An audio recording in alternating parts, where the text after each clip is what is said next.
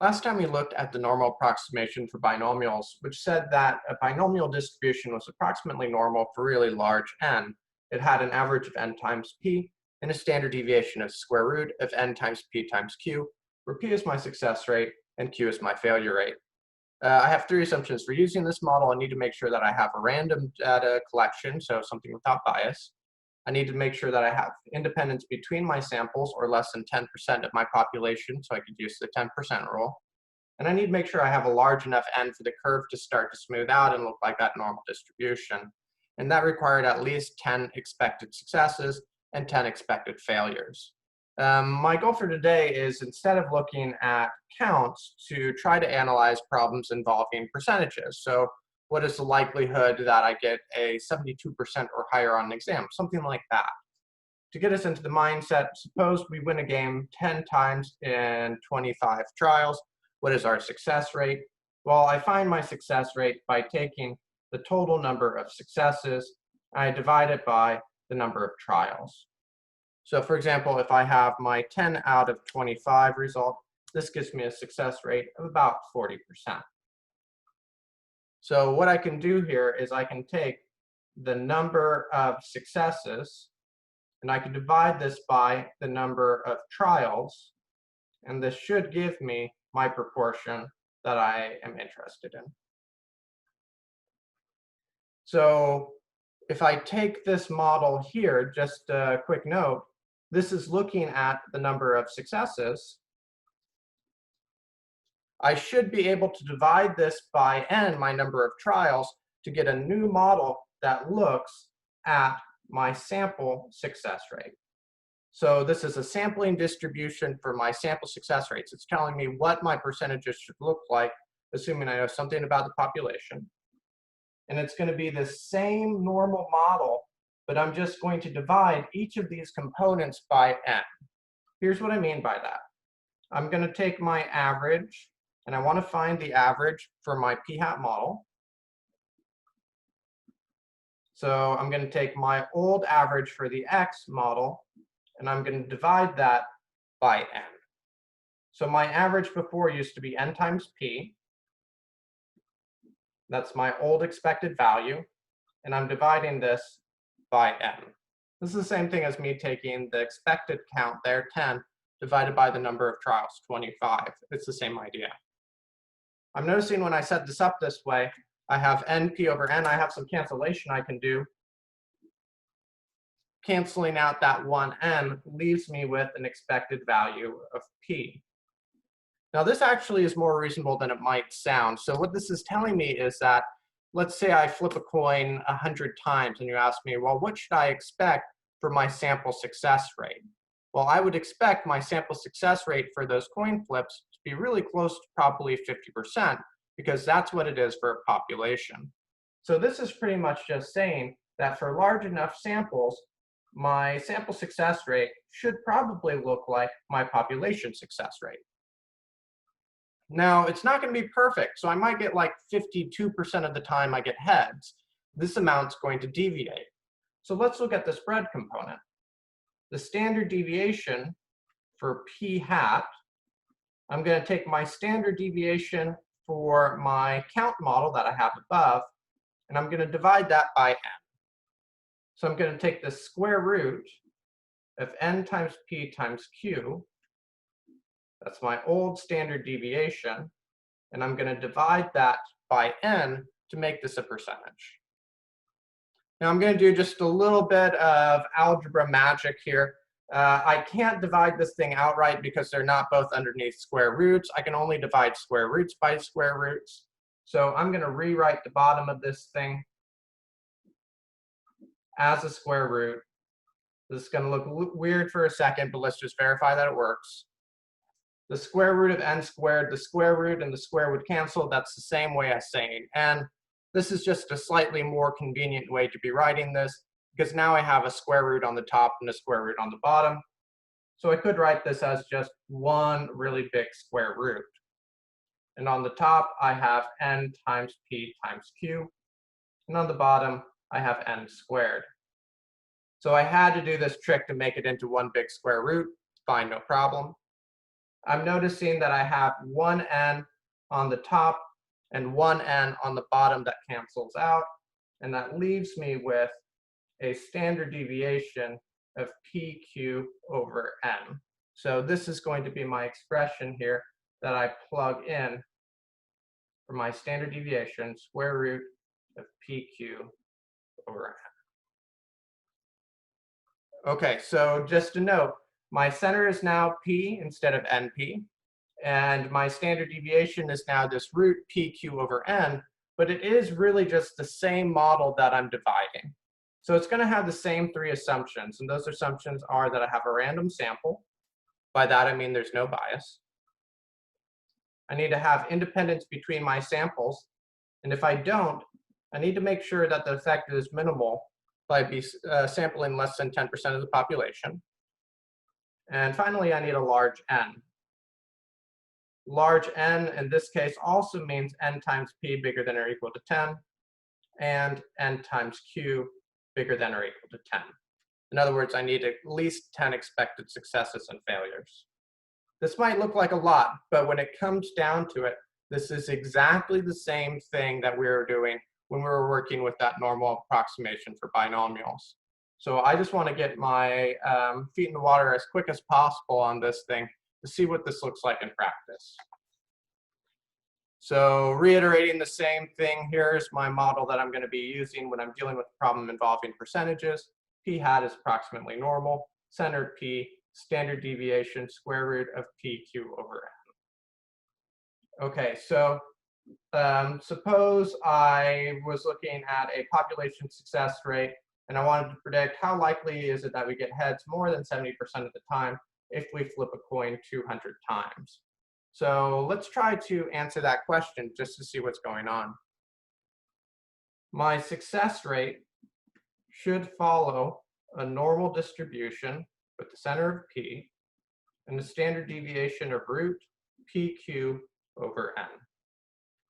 If it's a fair coin, my success rate should be 50%, and my failure rate should also be 50%. And they say they're flipping the coin 200 times, and they want to know what is the likelihood that they have a sample success rate of 70% or more. Since this is a question that they are phrasing in terms of percentages, I'm using the p-hat model.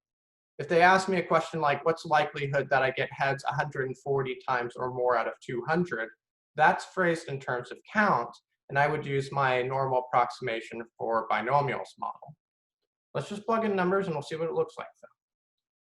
So I'm expecting my sample success rate to be close to 50% if it's a fair coin here. So this 70% is seeming somewhat unlikely.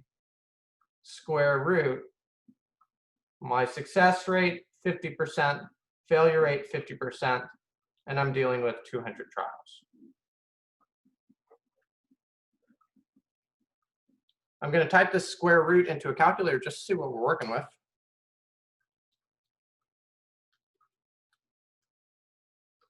And I get 0.035 or so. So if I sketch out what's going on,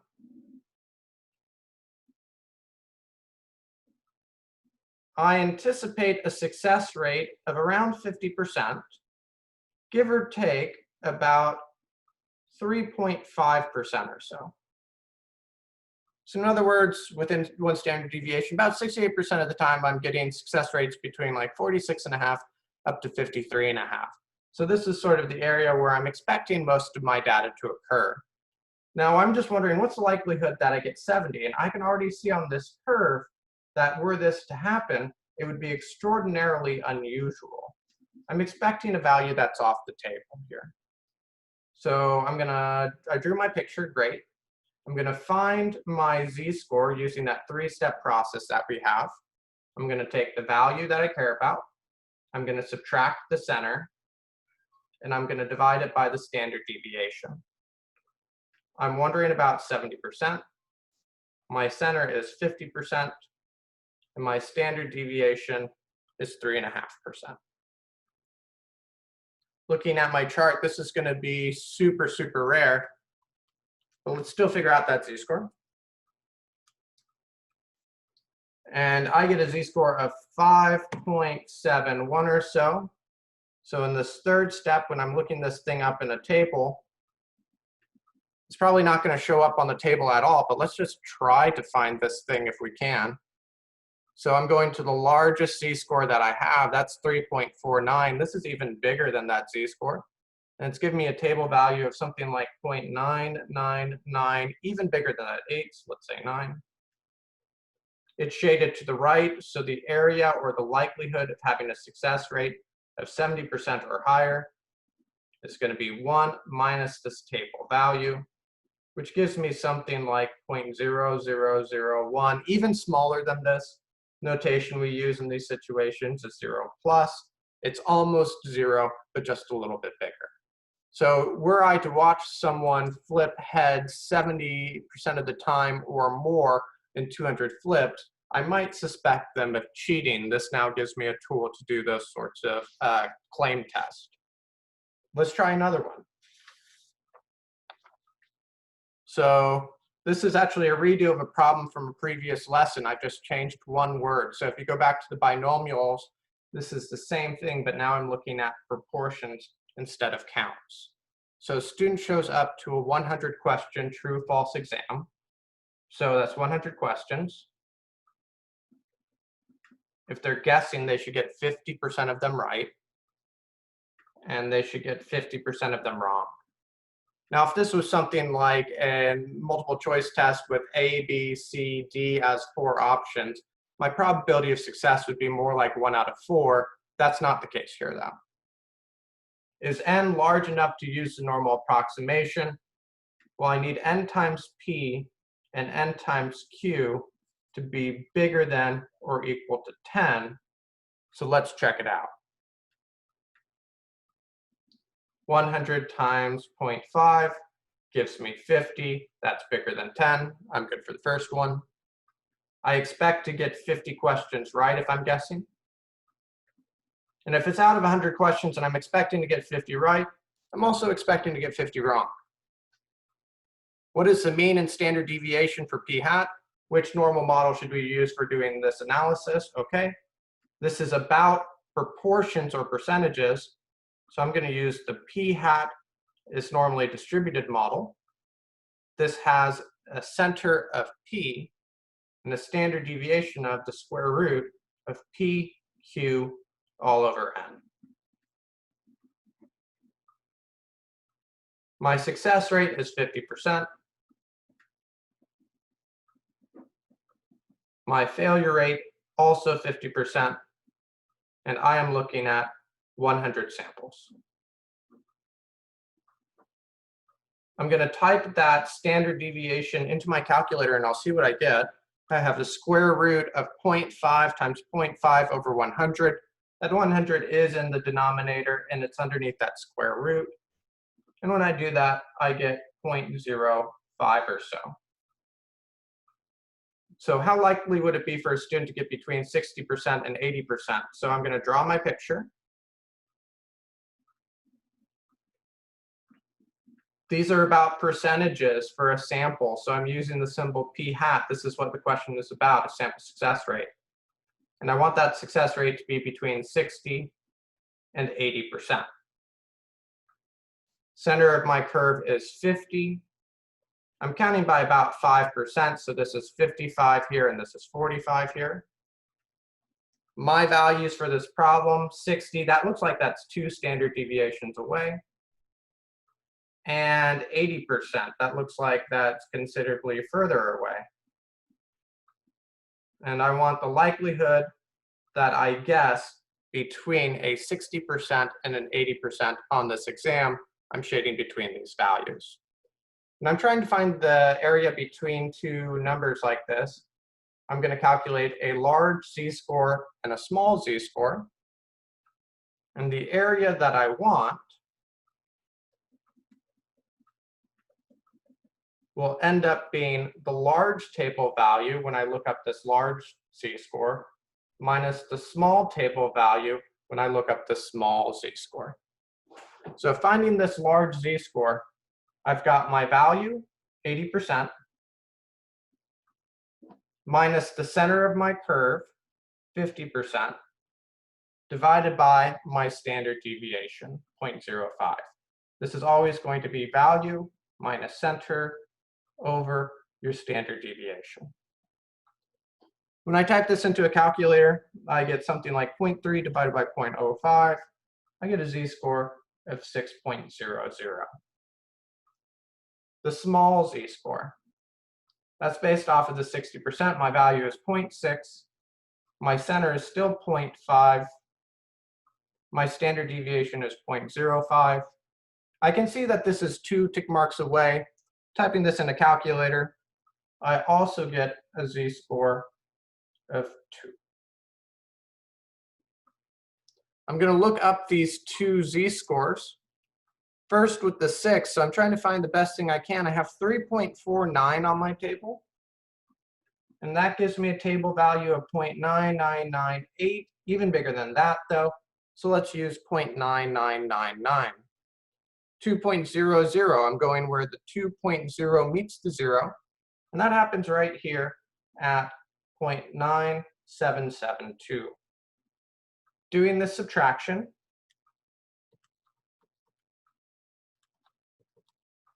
I now get 0.0227. Now this is exactly the same as an earlier problem that we did, and I'm going to pause the video for a second and give you a chance to go find your notes from the last lesson if you're keeping track of those things. Okay, I have my notes from last time. When I was looking at this thing based off of counts, and I was wondering what's the likelihood that I get 60 questions out of 100. 60 out of 100 is 60%. To 80 out of 100, 80%. I end up getting z-scores of 6 and 2, and I ended up getting a final probability of 0.0227. I'm getting the same z-scores this time. I'm getting the same table values and the same final answer. In fact, I can easily go from my starting distribution on counts and rewrite this as percentages, because both of these values is out of the sample size of 100. So for example, if I take that 50 and I divide that by 100, that gives me 0.5. If I take the 5, my other standard deviation, and I divide that by 100, that gives me 0.05. So if I wanted to go from the counts to the percentages, all I'd have to do is divide by the sample size. That's exactly what I'm doing on this first page. I'm just taking my old model and I'm dividing by however many samples I'm interested in. Let's look at another example. So Al's Garden Center claims that 80% of a certain type of squash seed should sprout. I plant 200 seeds. Let p hat be the proportion of seeds in my sample that sprout. Now, intuitively, I feel like about 80% of them should happen, but maybe it's as low as something like 72 or as high as 88. I don't know how that varies yet. Is n large enough to use this model? So large N, reminder, this is n times p and n times q being bigger than or equal to 10. So let's label things. N. I'm looking at 200 samples. P. They tell me for a population, my success rate should be 80%. If 80% sprout, then Q, my failure rate, should be 20%. N times P. This is going to tell me how many seeds I expect to sprout. I have 200 times 0.8. That gives me 160. That's bigger than 10. N times Q, I have 200 times 0.2. That gives me 40. That's also bigger than 10. So I have a large N.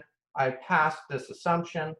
Assuming that it's random and independent, things I think might be reasonable for this situation, I can move on to finding this normal model.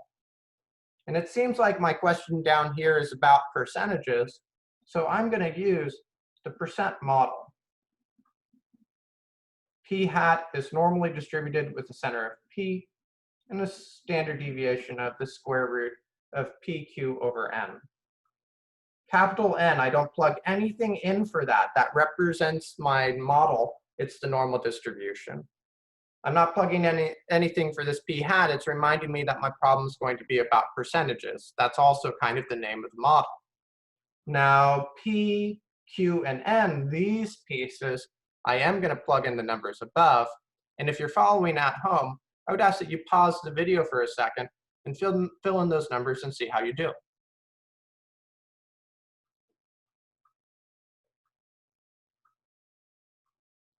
Assuming you paused and tried it out, let's see what we get. My sample success rate should probably be close to the claim of 80%. Give or take the square root of 0.8 times 0.2 over, and I'm dealing with 200 samples.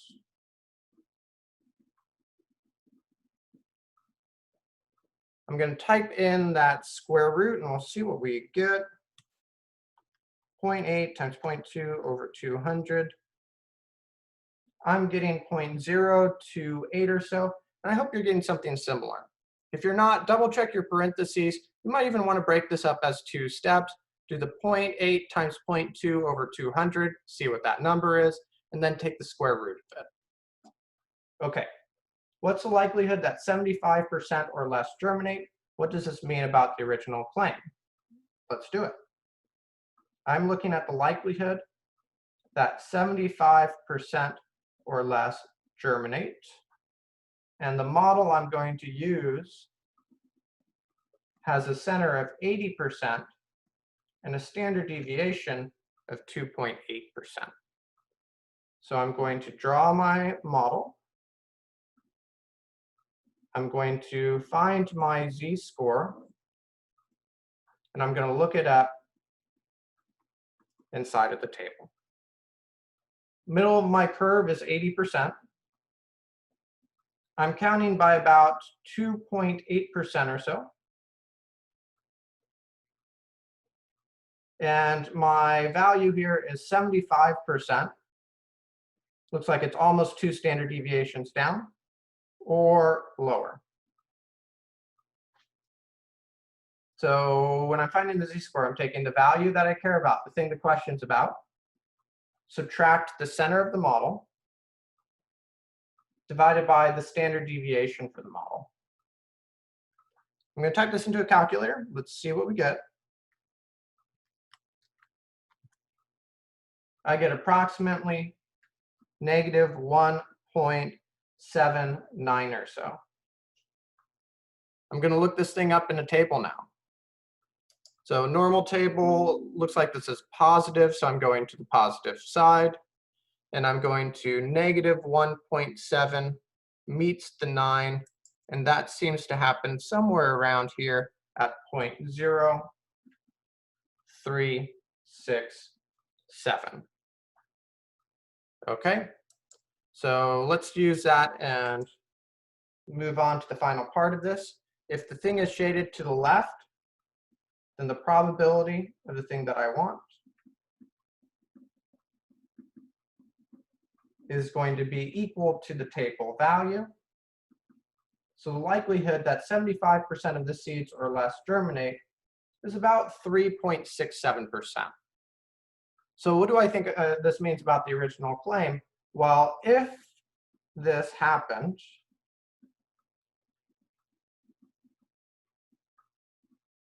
if I got 75% or less, it seems rare given the initial claim.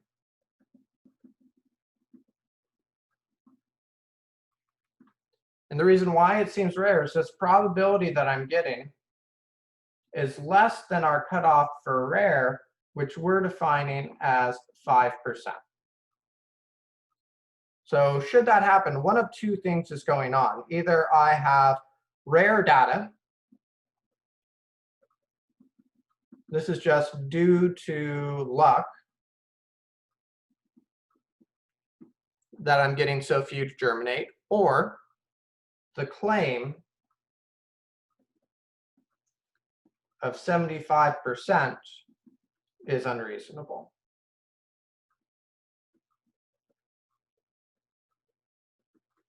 And claim of 75%, that's not my claim, sorry about that. It's a claim of 80%. Going back to the original, they claimed 80%.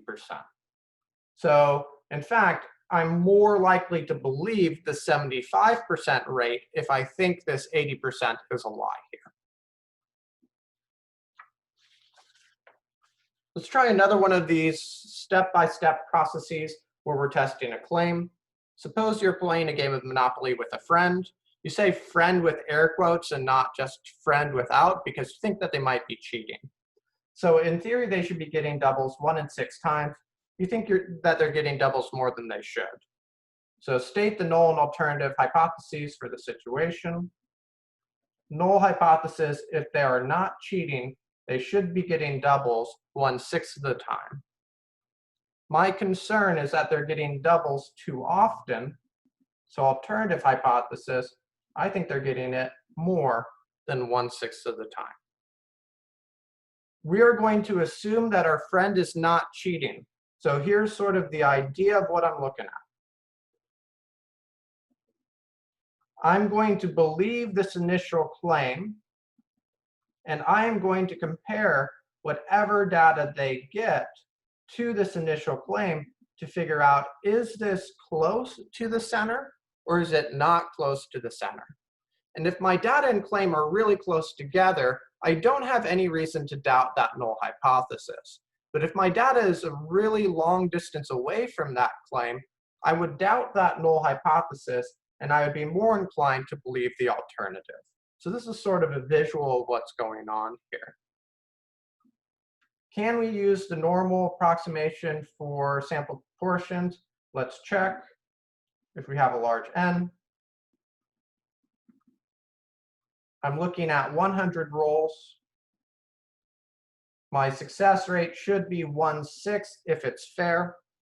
So I'm doing 100 over 6. This gives me 16.6 repeating. That's bigger than 10. That's large. Failures, I have 100 times 5/6. This gives me 83.3. That's also bigger than 10. I have a large enough sample to use this model. And which normal model am I using? Okay, so I'm using the p hat is normally distributed, center of p, standard deviation of root pq over n. I don't plug anything in for capital N. That's the name of the model. It's the normal curve. P hat tells me I'm looking at percentages. I don't plug anything in there either. But I do plug in values for these inside numbers. So for P, I'm putting in 1/6. For Q, I'm putting in 5/6. And for N, I'm plugging in my sample size of 100. So I'm getting something like 0.167 for my center and for my standard deviation. And if you're comfortable working with fractions and square roots, you could actually leave these numbers as is. I'm just writing these things as decimals in case you're more comfortable with that. So when I'm drawing out this picture, the center of my curve is 16.7%, and I'm roughly counting by 3.7% or so.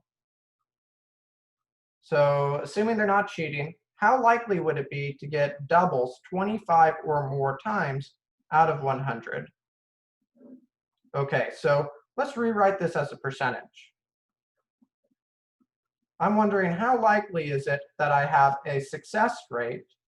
So what is the probability of a success rate of 25 out of 100 or more?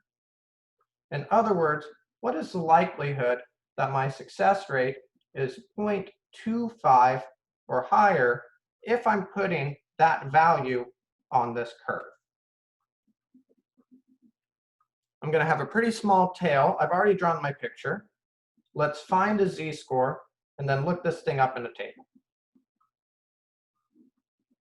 My value is 0.25. The center is 0.167. My standard deviation is 0.037 or so. Typing this into a calculator.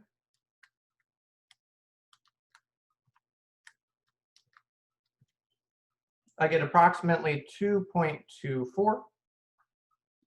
Finding this thing in the table here, it's a positive value, so I go to the positive side. 2.24 happens at about 98.75. Now my picture is shaded to the right though. So if I want the area to the right,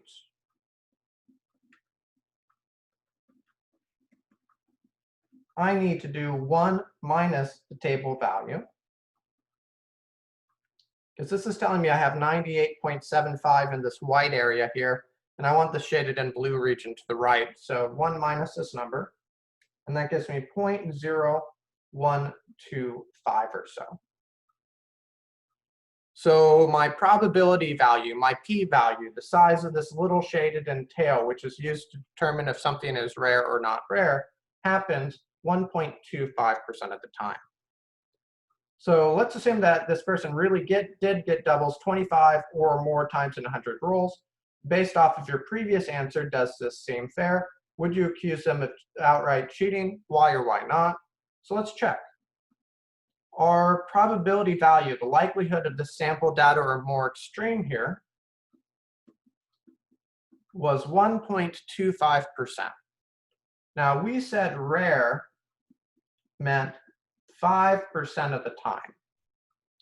This is happening less than 5% of the time. So this scenario or situation would be rare if the actual success rate should have been 1/6. So I'm led to believe one of two things. Either I'm really lucky with my data, or I have evidence that the claim of p equals 1/6 is unreasonable. So in other words, I think they're cheating. And if they're cheating, my concern is not that they're getting doubles 1/6 of the time, but that they're getting doubles more than 1/6 of the time. So I would say I have evidence in particular that the proportion of doubles